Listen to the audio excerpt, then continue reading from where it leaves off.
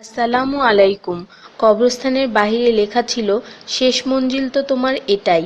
আসতে না আসতেই তো জীবনটা কেটে গেল। কি পেলে তুমি এই দুনিয়া থেকে? কিছুই না।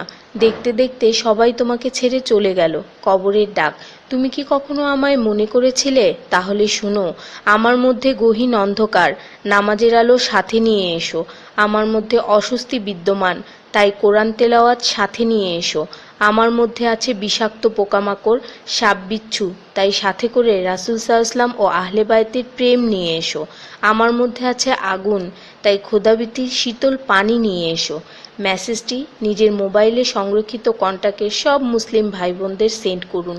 কে জানে, হয়তো কেউ আমল করাতে আপনারও গুনাহ মাফ হয়ে যেতে পারে। ঈমানের পর যার নামাজ উত্তম তার জীবন উত্তম, যার জীবন উত্তম তার মৃত্যু উত্তম, যার মৃত্যু উত্তম তার কবর উত্তম, যার কবর উত্তম তার আখিরাত উত্তম, যার আখিরাত উত্তম তার জন্য জান্নাত নিশ্চিত। সো ডোন্ট মিস নামাজ।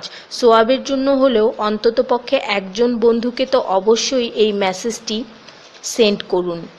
আল্লাহ আমাদের উপর সন্তুষ্ট হন, আমিন। 5 জায়গায় হাসাহাসি করা সাধারণ গুনার চেয়ে 25 গুণ অন্যায়। 1. কবরস্থানে। 2. জানাজার পিছনে। 3. কোনো মজলিসে। 4. কোরআন তেলাওয়াতের সময়। 5. মসজিদে। শুধু একবার কাউকে পাঠান, অনেক মানুষ এসব গুনাহ করা থেকে বেঁচে যাবে। একা আছেন, আল্লাহকে স্মরণ করুন। কষ্টে আছেন, মোহাম্মদ ও আলে মুহাম্মদের উপর দরুদ পড়ুন। মন খারাপ থাকলে ইয়া হাইয়ু ইয়া কাইয়ুমও পড়ুন। টেনশনে থাকলে ইয়া রাহিমও পড়ুন। ফ্রি থাকলে মেসেজটি ফরওয়ার্ড করুন।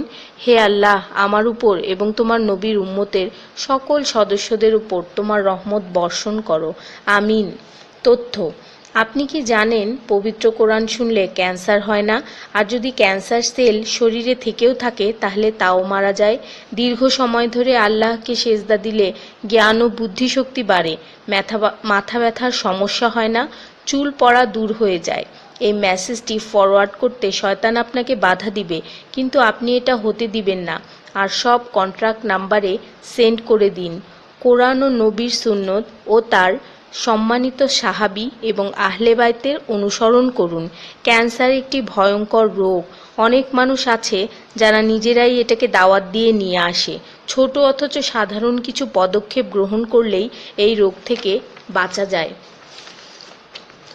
বেশিরভাগ মানুষ খাবারের পরপরই পানি পান করে নেয়। খাবারের পর পানি পান করলে রক্তে বিদ্যমান ক্যান্সারের জীবাণু থেকে তৈরি হওয়া ক্যান্সার সেলগুলোকে অক্সিজেন সরবরাহ করে। নবী পাক সাল্লাল্লাহু বলেছেন, খাবারের আগে পানি পান করা শেফা। খাবারের পরপরই পানি পান করা কলেরা রোগের কারণ, তাই সর্বোত্তম হলো খাবার শেষ করার কিছুক্ষণ পর পানি পান করা। তিনি আরও বলেছেন, 1 চিমটি লবণ খেয়ে খাবার শুরু করো আর 1 চিমটি লবণ দিয়ে খাবার শেষ করো। এ কথাগুলো তাদেরকেও জানিয়ে দিন যারা আপনার কাছে জীবনের চেয়েও প্রিয়। যদি কোনো ব্যক্তি ঘুমানোর সময় 21 বার বিসমিল্লাহির রহমানির রহিম পড়ে, আল্লাহ তখন ফেরেশতাদেরকে হুকুম দেন এই ব্যক্তির প্রতিটি নিঃশ্বাসের বদলে নেকি লেখা হোক। আপনার মোবাইলে যত নাম্বার সেভ করা আছে তাদের সবাইকে এটা ফরওয়ার্ড করুন, আর তখন দেখবেন কত মানুষ আপনার কারণে বিসমিল্লাহ পড়ছে। শেফা আর শেফা। রোজ একটা করে আপেল, নো ডক্টর। রোজ 4টা বাদাম, নো ক্যান্সার। রোজ একটা লেবু, নো ফ্যাট। রোজ 1 glass milk, no bones problem. রোজ 12 গ্লাস পানি, নো স্কিন প্রবলেম। রোজ 4টা খেজুর, নো উইকনেস। রোজ 5 ওয়াক্ত নামাজ, নো টেনশন।